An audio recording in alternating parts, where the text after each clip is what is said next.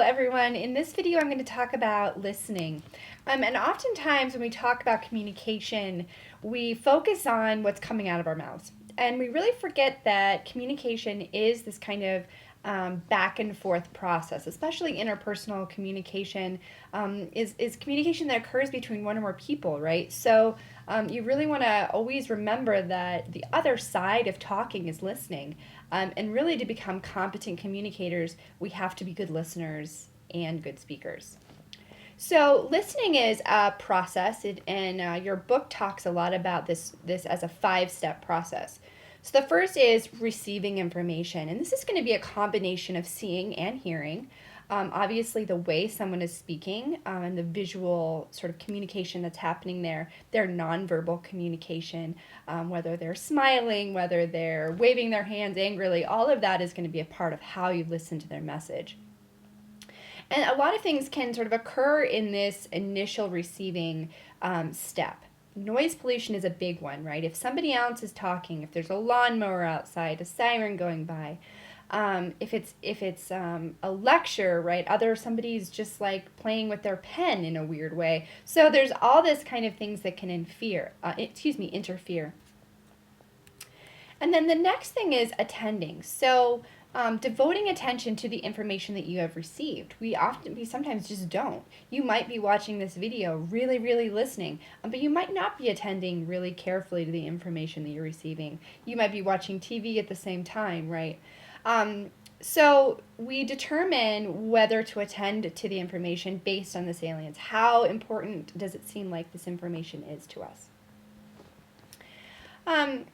And really, how we can improve our attention in situations. If, for example, we really want to think something is salient, but we tend to have a poor attention span, you can practice mental bracketing, limit multitasking online, and to elevate your attention more generally, you can monitor your attention.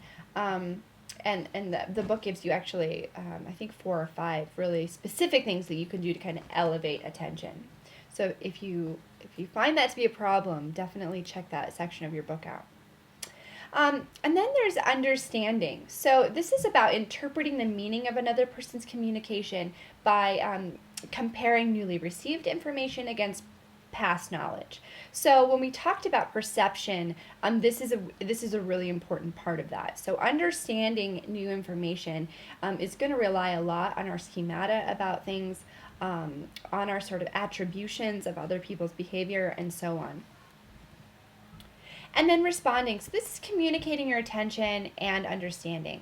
This is where we give feedback, which can be verbal or nonverbal. So this is when you like nod, when someone's clearly listening to you. And really, this is where we say uh-huh and things like that. We can also paraphrase and clarify. So this is when we say things like, so what I'm hearing you say is, and so forth.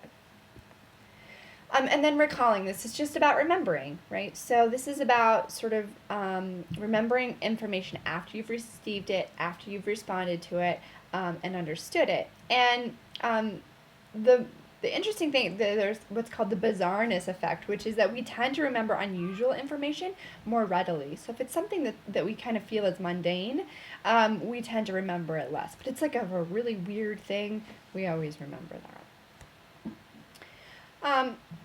And we listen for all kinds of reasons. We listen to understand other people, to comprehend information, to analyze things, which is what you'll be doing for your analysis essay. We listen to support other people during sort of troubled times, to appreciate people. So there's all these different functions of listening, and we really want to learn to adapt our listening style to what's happening. You're going to listen to someone who's crying about a breakup, for example, in a different way that you're going to listen to this video.